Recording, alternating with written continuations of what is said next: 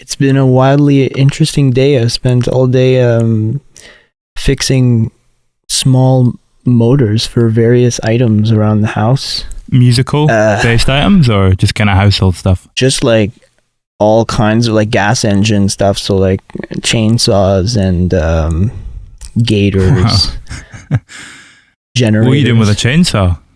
Oh, my family has a cottage property up north of where we live, and we do a lot of logging there because everything is run by wood stove. We need a lot of firewood for that, so I see. It gets to the point where you're like buying quarts and quarts of wood, like the commercial way, and then you just decide, screw this, man! I'm gonna get a chainsaw and learn the skill.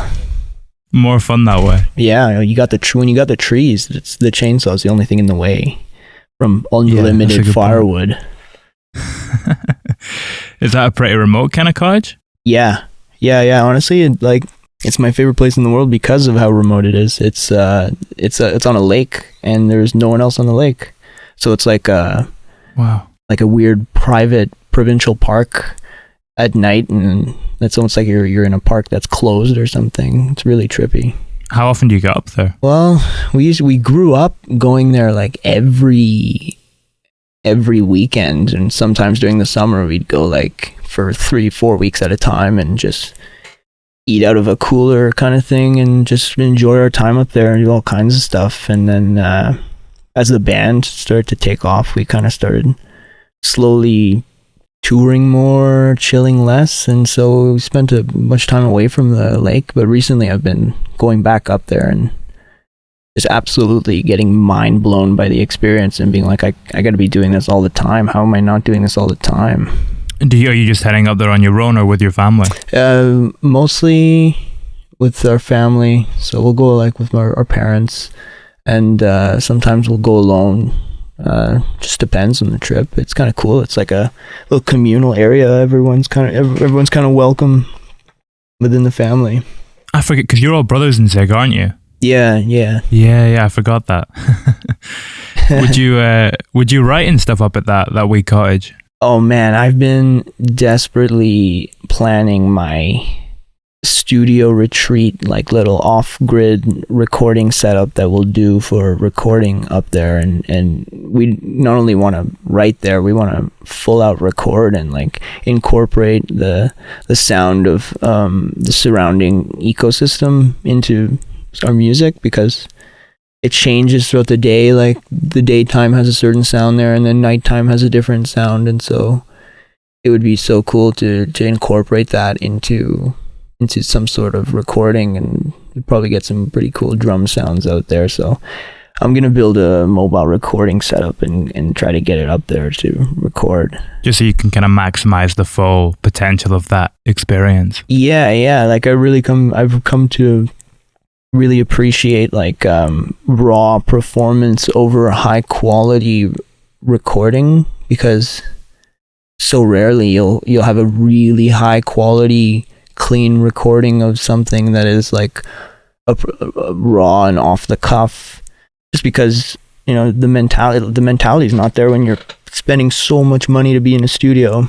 When you're in a raw environment like that and you have your own recording setup, I think that you capture stuff with a lot more like natural charisma, and that's why I'm excited about it, because like I don't need the nice rehearsed take. We want to just capture the initial idea and then work around that and then build off of that, and that's how like songs tend to come out feeling like much more natural.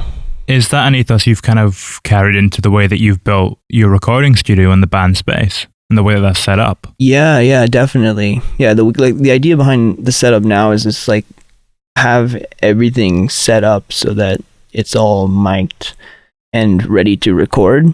And that's kind of been a bit of a headache, because it's like if you really, really want that, you need to have multiple channels available at all times, and you need to have multiple mics and XLRs, and like it's a pretty sophisticated rig. But I've managed to narrow it down to something that's got like, it packs a lot of punch, but it's not an overly big amount of gear. But yeah, that's definitely been the idea behind having the studio at home, is like if it's at home, then we can actually work in a frame of mind that's like, okay, we're not spending a bunch of money to be here. This isn't expensive. Therefore, no one's forcing us to perform. And then we get to practice making music. Almost like taking that weight off your shoulders. Yeah. And then all of a sudden it's like, you're not making music, the music's making itself, because you're no longer forcing anything. You just have all the tools are all here. So when the time comes where you feel the need to put something down and work on it, you have the tools to do it. And that's a completely different frame of mind than, we've got all our songs together and we're paying $650 a day to be in a room, and we need to make the best use out of that time. And like, what happens if you're like a band is like, you end up throwing the mics on the guitar amp, getting a good tone, and then leaving it there for the whole session. Same thing with the drums. You don't move anything, and you kind of just don't. You just rush through everything to maximize the return on your investment. So I'd much rather have the investment be in a shitty recording, like quote shitty recording setup, than access to a high quality studio setup for a fixed amount of time, but never be able to go back in there again. Like it's much more. It feels much more like the music grows with the artist in this way. So it's been really interesting. I guess as well, if you're in quite like what you said there, you're going into a high quality environment that you're unfamiliar with, you're probably more likely to play it safe in some respects, because like you see, you're wanting to maximize your time. It's okay, let's just mic this up like we usually would. Let's not take any risks. Let's just put all the boundaries in so that we feel comfortable, and you don't get as wide a space to explore creatively, maybe. Yeah. And there's also like an observation effect I've observed. That's like really, really good tracking engineers will make themselves unnoticed in a room. And but even at that, it's like, there's something different about performing and being alone in your performance, because it's just so much more meaningful. It's like, because the thing is, like, you have a musical moment, and then in the moment it's fantastic, and then as it expires, you kind of just like turn around to look at it again. And oftentimes I feel my experience has been kind of just looking back and cringing a little bit at how much it meant to me. And so, yeah, I think that you need to get in that space where you're doing things that you would be cringing if you had like an analytical frame of mind. And to get to that place, I find it really helps to be alone and to not even have to consider the possibility that somebody else is listening to you try to do something. And then all of a sudden it's like, you can try all sorts of random things, and you just need one of those things to be successful and you can make a whole song revolve around one little thing like that. So it's not that hard to make something that's like feels unique and that is still true to you as an individual artist. And like, it doesn't get any truer than that. Like, there was no one else in the room to take credit for influencing anything. Like, it's literally just one person. When there is no one else in the room, though, do you become more inventive in finding ways to influence yourself? Probably. I would assume so. I mean, yeah, I guess so. And like, it's hard to say, but in my experience, I definitely have. I've noticed that a lot changes fast when you spend time creating by yourself. And it's kind of like, I've started feeling a little confused about like what genre of music I'm even creating music in, just because of that strange like shifting of interest constantly because of experimentation. Yeah, I've noticed for me it works. And then like, I have a really good relationship with my brother Quinn, who's the drummer in our band, him is like, we have a very interesting dynamic that's like, we can kind of experience that same frame of mind but together in the studio. And those are really special moments. Like, and it really depends on us both being in the right frame of mind and like not having too much else picking at our minds. And then, we happen to line up together in the studio, and it's like, oh, you want to do something? yeah, let's work on that idea. And then all of a sudden 2 days go by and we have a song put together, and it's like, wow, it really just did itself. How does your headspace when you're producing Zig differ to, or compare to rather, when you're producing other bands? That's a big difference I've noticed. In fact, like, I think that working in Zig is like the production work that I'll do for other band is one slice of what I would do for Zig Mentality. It really is less of a scatterbrained process when I'm working on other people's music, because I can actually focus on just producing.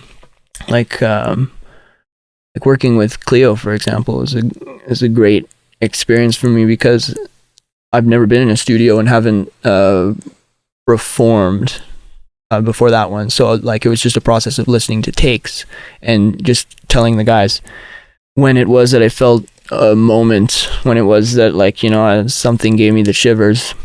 And that's an easy part of making music, you know, if you really know how to listen to your body. And, you know, as a producer, I felt like that was the only thing I needed to do. And so that was relieving, because, you know, it's hard to make somebody feel confident that you're going to produce their album in a quality fashion if your process is like this crazy experimentation process that doesn't have enough rules to be structured. So it's like, how could you count on that to create an output for your project? But when you focus on just one aspect of that, it becomes much easier. And then I realized that, oh yeah, like, if I'm producing another artist, the artist is doing like 95% of the pie chart that I experience making Zig Mentality stuff. So really, it's just about kind of just being in the room and just giving your opinion on how it is that what you're hearing is making you feel. So they're completely different mentalities. It's like kind of like they both have their pros, you know, and cons, but I've been really enjoying both worlds like a lot lately, and I've been also really enjoying the process of training myself to jump in each of those camps. And it's like, what are the things that I can bring from my crazy process into production with other artists that won't completely throw them off, and then what are some structured ways of working that I can take from working with artists that I can bring into Zig to maybe create a more stable process. But who knows? I mean, that idea that you mentioned there about when you're working with another artist, you know, in regards to listening to your body and what it's telling you and what you're getting from the feeling of the song, so that you can pick out that take that has a spark about it.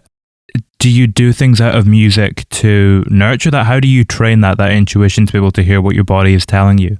Yeah, well, I think it's got like few to do with music. Like, that's a lot more something to do with like just spending time listening to nothing and kind of just soaking in your thoughts. And then I find moving to a place where there is few to no thought happening is one way to really help you learn to listen to your body. So I'm pretty big on breath work, like to practice breath work with some of my friends and family. That's one thing that's like, you know, breath work and meditation and yoga, like once you jump into it and you're really deep into it and you're practicing it regularly, then it just starts to become addicting to like take care of your body in that sense. And through that, I've come to just naturally appreciate music more and eat healthier. So when I'm appreciating music, I can kind of relate that to how my newfound knowledge for paying attention to my body and how I feel, and, you know, separating my thinking process from my feeling process, so that I can be a lot more controlled about it and reserved. And so, is being so aware of what you're feeling, is that something you only utilize when you're making music, or can that translate into other aspects of your life too? It must. I mean, yeah. It's hard to say, because when it works, you don't notice it. And I find like, yeah, like when I'm doing, like, I'll do a lot of manual labor for like part-time work, and I notice that sometimes I'll be doing a job and it'll be pretty demanding on my body, and then I enjoy the activity of like learning to perceive the entire situation differently in order for it to be less uncomfortable. And oftentimes it works, you know, it really does. So it's kind of like a fun activity that you can do with really anything that you're looking at. And it feels, honestly, like in my experience from like just manipulating audio stems and whatnot, it feels a lot like just balancing your perception the way that a mixing engineer would balance tracks in a mix, you know.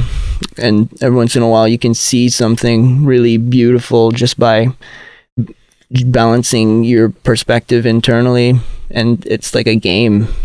It's interesting you touched upon mixing there, because I wanted to ask about that, because I think, was it the last EP that you did with Zig, you had it mixed by hip-hop producers? Or mastered by hip-hop producers? We had it mixed by and a guy who, his name is Jonathan Wayne, and he's got a couple of really great hip-hop records that I have come to love. And I remember when we were looking for mixing engineers for our record, we kind of just started looking at, okay, who are the guys who mixed some of the records that we loved, and this guy's record was one of the records that we looked up.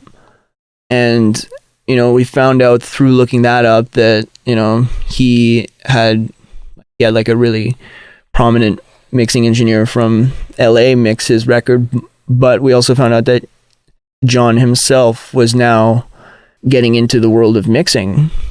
And so like that was like a huge coincidence, because so I reached out to him. I'm like, dude, like I love the way that your music sounds, and I know like it wasn't you who mixed all of it, but I know that if you have the ability to, you know, create music that can sound like that, I'm sure you have the ability to, you know, to like your mind is going to be plenty for taking on a different angle on mixing rock. And so because he was just at the beginning of his of offering his mixing services, we were able to link up, and he took on our project, and man, we had so much fun mixing it, because we really just like had him, you know, use whatever balancing tools that a guy like him might have to apply to rock. And it was his first time mixing rock, so there were no biases, and so we got like this really unique sound after spending a bunch of time. And he was a super generous guy, and he gave us as many revisions as we could possibly ask for. And he was like extremely determined to see that the project be something that we really love. And so he gave us his time, and not just the time that we paid for. And so we had a really fucking great time mixing that record, and it sounded huge. And now it's like kind of like pushed me into the realization of like well, I'm mixing because I started mixing our stuff lately, and I'm like, man, like I've learned so much from a guy who didn't have any of these preconceived rock mixing techniques, and it feels like it's easy to differentiate between our tones and just other rock bands' tones. And it's been taking us in a very interesting direction, because now I feel the need to produce music that has elements that would better complement a hip-hop mix rather than a rock mix. It's been a really interesting dynamic. How did that experience and what you learned from that process impact the way you went about I and I and the construction of that song and the way that you handled that? Yeah. I mean, like, that's a perfect example of like a production where it's like we're using the instruments that a rock band would have access to, but we're producing the way that hip hop producers would produce.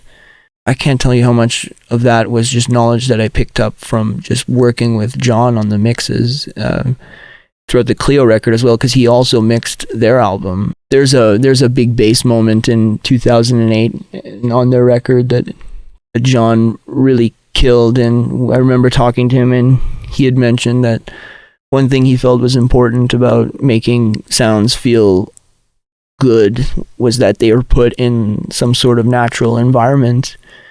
That just really inspired us to just really go for a much more ambient, dirty, natural sound all across the board, including our 808s, like in our basses. And so that was extremely interlinked with my experience working with John on the early Zig stuff as well as the Cleopatrick stuff. Why is making it feel like it's in a natural environment important? What does that give to it? I think that nowadays it has a special effect, which is it that creates a lot of contrast from what people today are used to hearing commonly, because I think that the process of making an album for a lot of artists is recording your performance and then cleaning it up, getting everything that shouldn't be there out. And that's just naturally been something that's worked in pop for a while now. So there's an oversaturation of that sound, and I think that when you offer somebody the opposite of that, they notice it, and they resonate with it. And it's also something that, you know, I feel like there's a certain part of your brain that recognizes when something feels played by a human versus not played by a human. And I think that by making things feel more natural, you're accomplishing the effect of tricking somebody into thinking that it's a human that's performing what it is that they're hearing. That's the name of the game for me, is about, because I think like when people recognize that there's a human, they just, the empathy kind of kicks in much stronger, and people are able to have a bodily experience with the music. And then that's how that's how I would know that I like something. And that's just really my taste. A lot of people really enjoy highly quantized stuff because it's in vogue. But yeah, I think I'm working in a niche, and that niche is a niche that really appreciates contrast. Yeah, it kind of ties into what's been spoken about the Cleopatrick album too, in regards to, at the heart of that was authenticity and honesty. And yeah, exactly. I mean, it's an environment that feels evocative of that too. From a producer's point of view, when you're going in with them and you're working on that record, how do you go about cultivating an environment in which, like those, for instance, both that, making it sound human and making it sound natural, but also what we talked about earlier on, you know, those little moments that occur when you're looking for that take. How do you go about cultivating an environment where all of that can kind of occur together? Yeah, that is the name of the game. And I think that, you know, that's going to vary from artist to artist heavily. It's about making it so that my job is to do the least amount as possible. And there are many ways to do that, but I think vaguely and generally speaking, the mission would be to empower the artist to get to that space where they're confident to experiment with their ideas, you know. And, you know, so it's like, if I had it my way, I'm working with an artist, I want to be somewhere where they're not worrying about spending too much time working a part out. And then that might just give us the opportunity for me to just sit back and let them explore. They might not want to explore, and so in that case, it's like, you know, you step in and you push some progress along. Sometimes artists need to be guided, but best case scenario is an artist has a rough idea as to what they want to do. They start doing it, and then I, as a producer, just start, you know, throwing little toys in front of them for them to use to make their ideas happen, and they do the rest themselves. Because at the end of that, the artist will sit down and they'll listen to everything, and there will be a reason for each aspect of the song, and the reason will come from their own mind, making it a product of the artist and not a product of the producer. And that's where the authentic part kicks in, you know. That's where I feel like that's the music that I would gravitate to more naturally, is music that's more authentic. And from what I know about the artists that I really, really love, a lot of them, they practice similar ways of making music, and a lot of them are mainly involved in the engineering and the production of their music. So I gravitate heavily towards that, and I feel like it might be that authenticity as a result of the artist really taking ownership of their project and being involved in a way that they are confident, and they're not being guided through a process by somebody who's giving them confidence, which is a producer. You mentioned at the start of that and kind of throughout this idea of allowing the artist to feel empowered. When you're creating your own music, where do you feel most empowered throughout the process? I feel the most empowered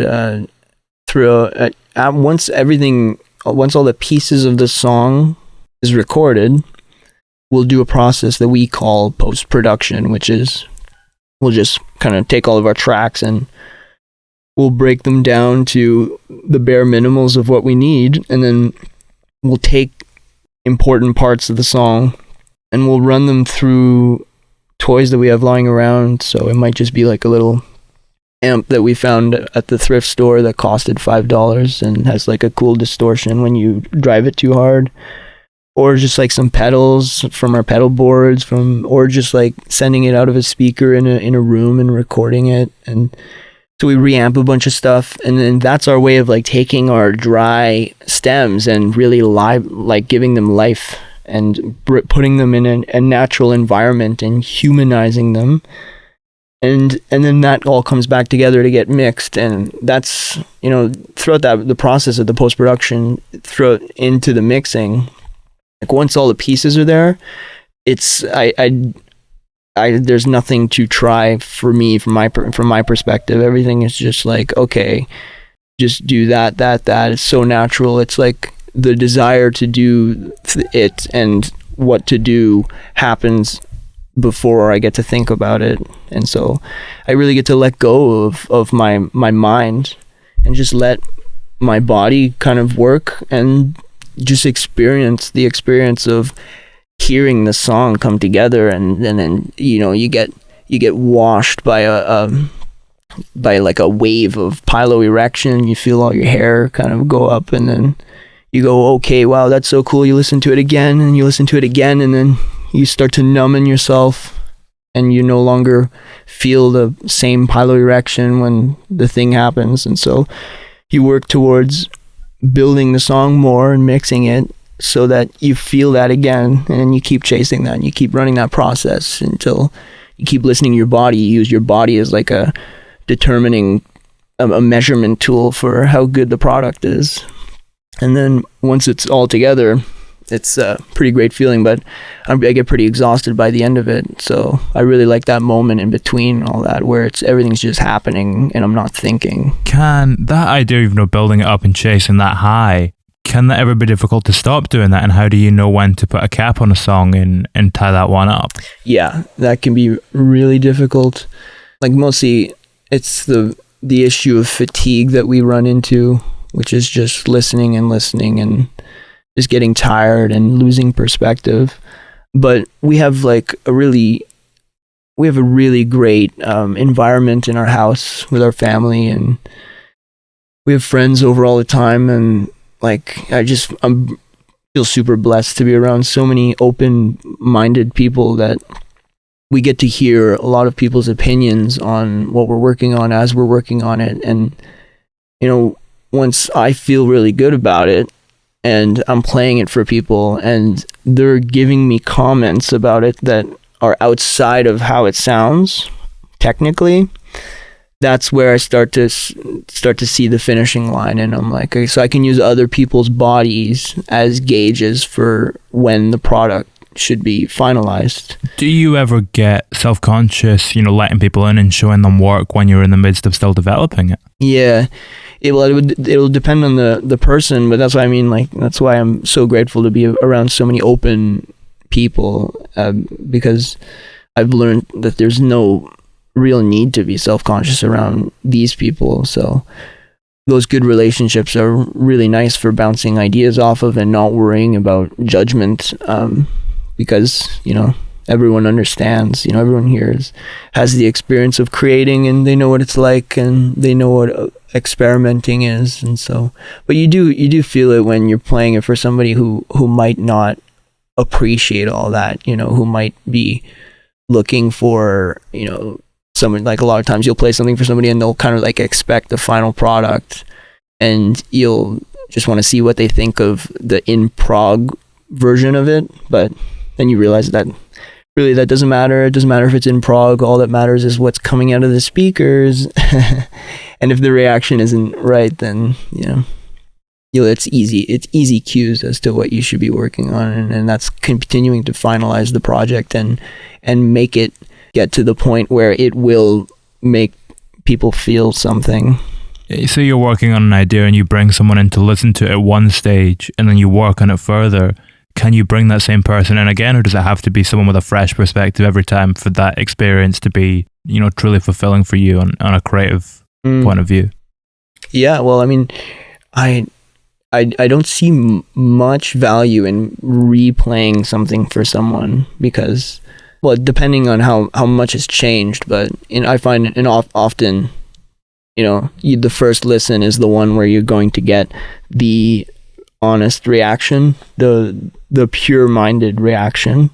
When somebody's listening a second time around, they're gonna not say all of the things that they said last time, for example, and they'll look for other things to say about it, and you'll rely more on body language than their actual statements.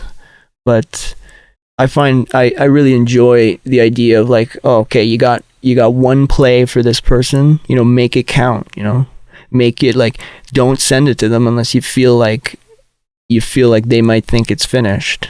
And if you know that they're going to be like, oh, that's going to sound cool once you finish the mix up, then don't send it to them, because you can get a much more valuable first reaction. It's kind of a parallel of trying to entice new listeners towards your band too, though, because I mean, if someone comes upon your song on a streaming service, it's the same thing. You kind of have that one chance to hook them in. Oh yeah.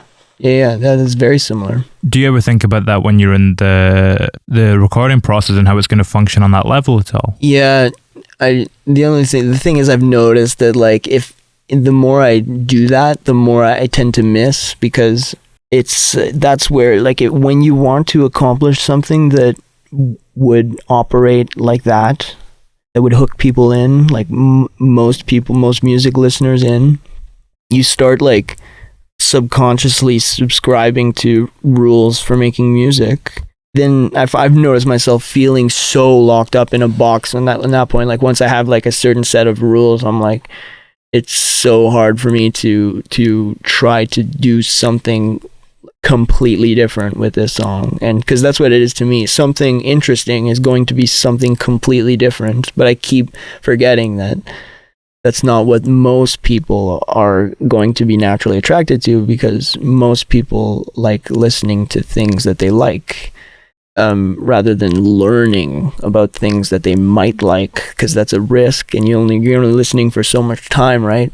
So I do think about that, and I'll think about it more in the sense of like, okay, how do I want my song to start? Like I won't make an instrumental intro too long, because I don't want people to feel the need to skip it. But it's not major enough to impede on my entire process and to implement rules that I'm going to feel the need to follow. Yeah, it's about finding a balance. Like it can be a nice measurement to stop you becoming self-indulgent, but at the same time you need to handle it so that it doesn't completely cap off your creativity. Right. This kind of ethos that you have towards music is something that is kind of driven towards breaking rules. Would that be a fair assessment? In terms of conventions that have been laid down in place? Yeah. And it's not like, to me, it's not about breaking rules that are explicit. It's more about, establishing a new perspective, which is just the perspective that, I grew up with about music.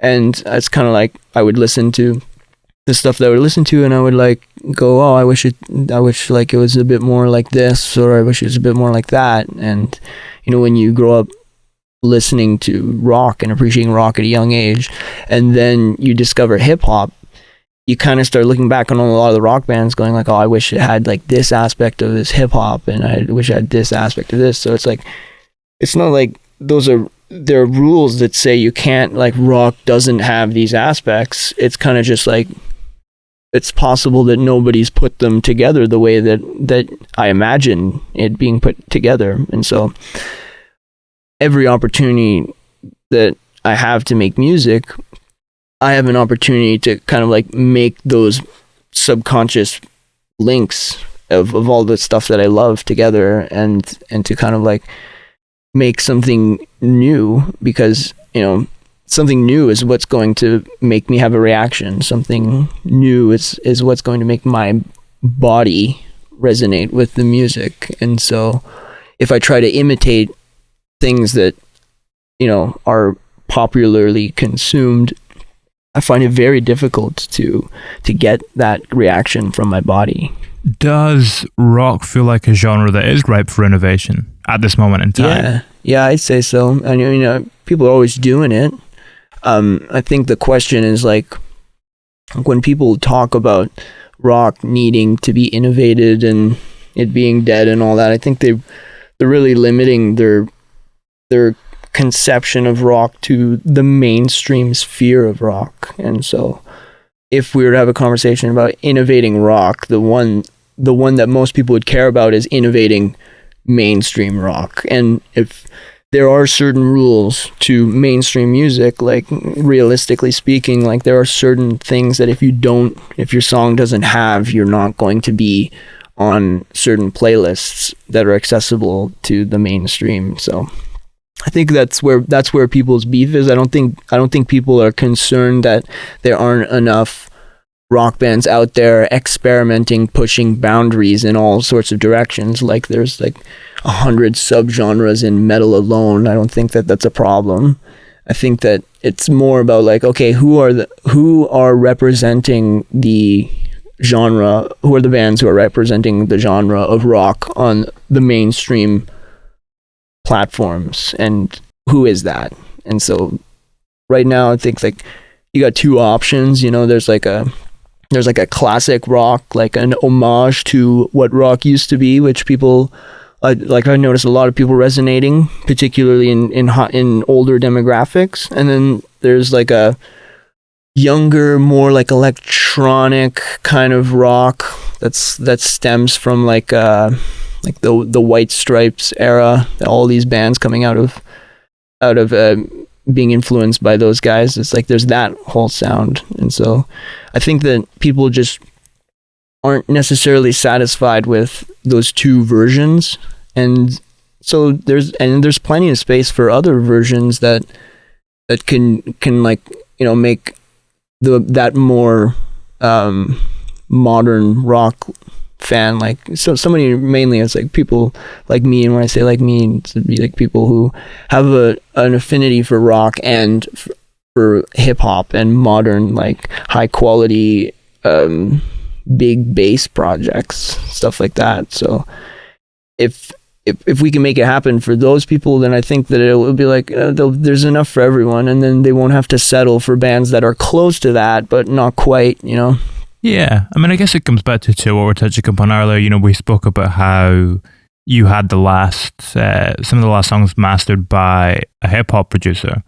The influence of rock has almost become amalgamated into that genre to a certain extent as well. Like, if you look at a lot of the SoundCloud rap and stuff that's coming out, it's all very kind of heavily rock influenced, particularly like in the guitars and stuff that feature and that type of thing. Yeah, no, totally. I think that's one thing I really admire about a lot of authentic hip hop artists, is they aren't afraid to incorporate those things, and they aren't afraid to marry those two cultures. You know, like you saw Post Malone do it like pretty aggressively. Like, once he was successful in the world of hip hop, he did a lot to kind of equally bring in his passion for rock with that, you know.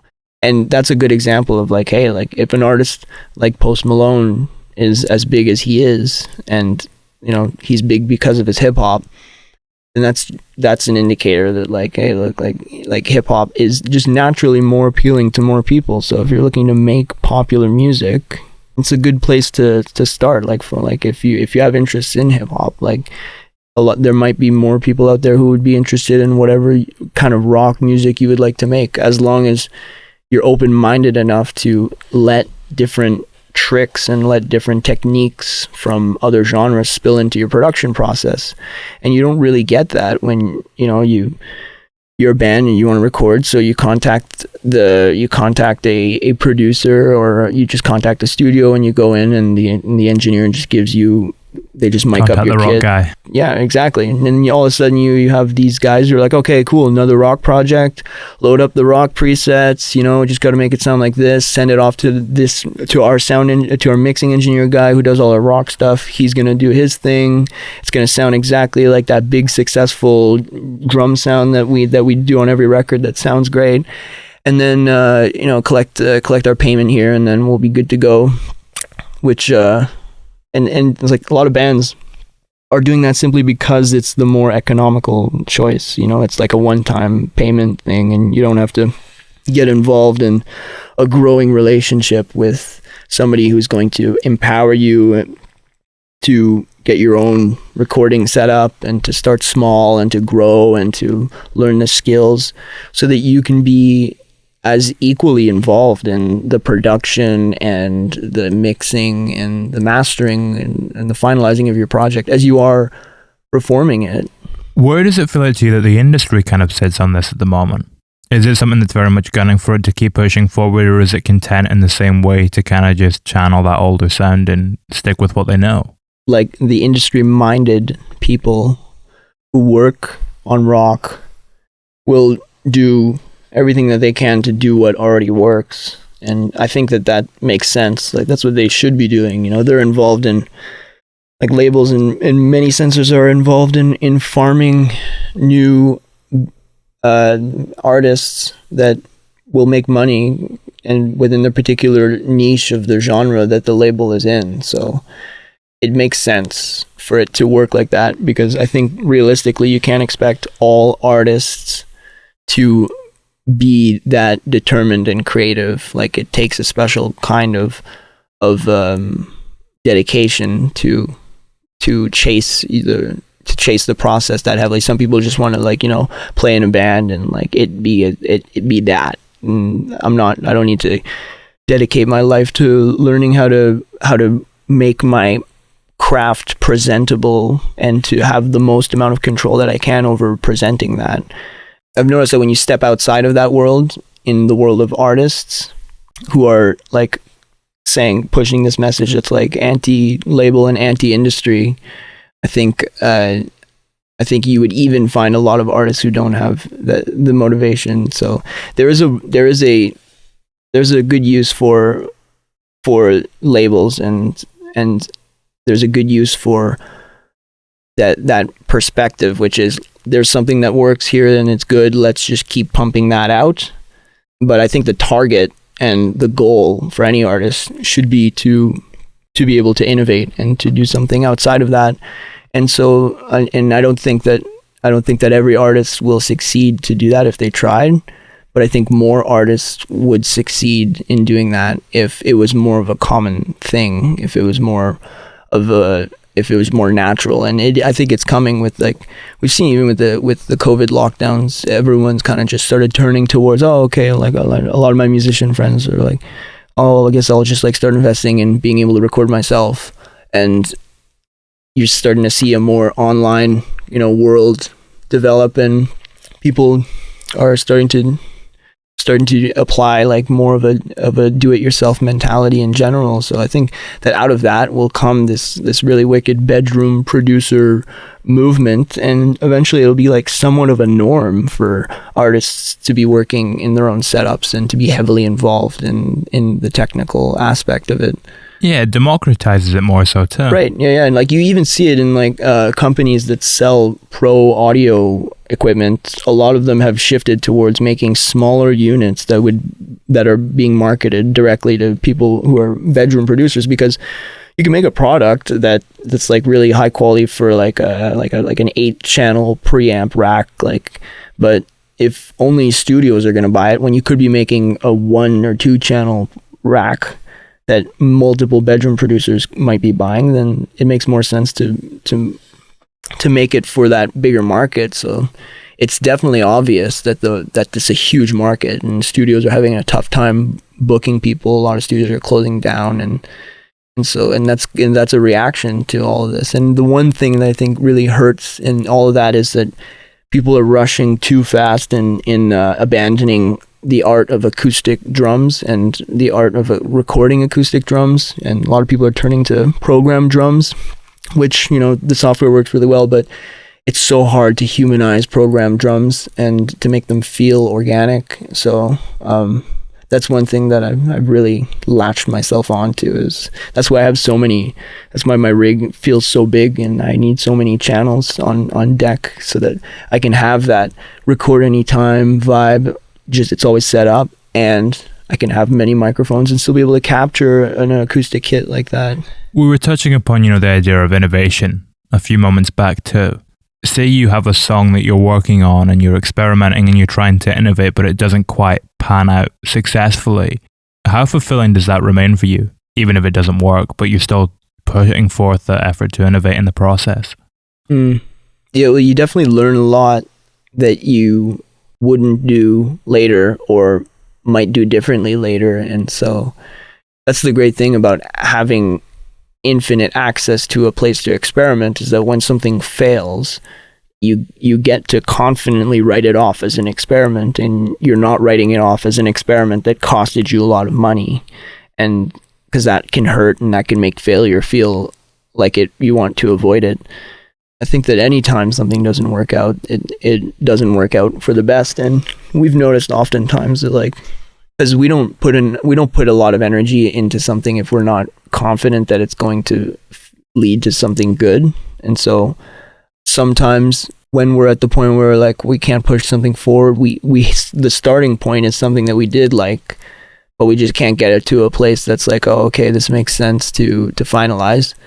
Then we'll just, like, kind of sideline it and just put it away. And then I find that just doing that, getting perspective, and you just think about that good part that you had, and you kind of let it float around your head for a couple of weeks, sometimes months, whatever it is. But, so you might wake up one day and feel the need to reopen it because all of a sudden you woke up and it was stuck in your head, and you came up with this great second part, and then you do the second part, and then all of a sudden the blockage is gone, and then you just finalize the song and it's done. There's always a good piece in there. So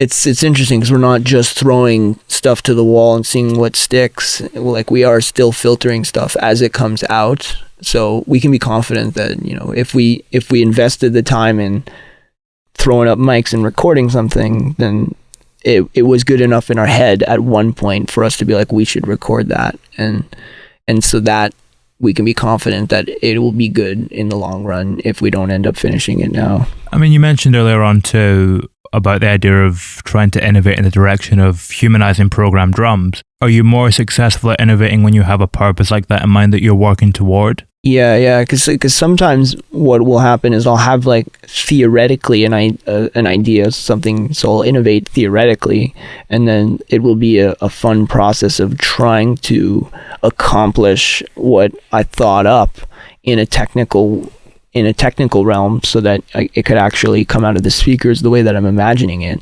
And yeah, that is an interesting experience. I find that, like, it's a bit narcissistic, because it's like, oh yeah, look how incredible I am accomplishing this. I managed to decode this, and I solved it, and I figured it out myself, which is great. But I find that once all that is said and done, I'm often feeling very grateful for the capability, which is something that we constantly repeat to ourselves around here. It's like, man, am I ever grateful to have the capability so that I could do that, so I can sit down and do that, and I don't need to contact somebody and ask them to help me to figure it out, and then them apply, their best way of doing it to to figure it out, and then not know how to solve it myself because someone else did it.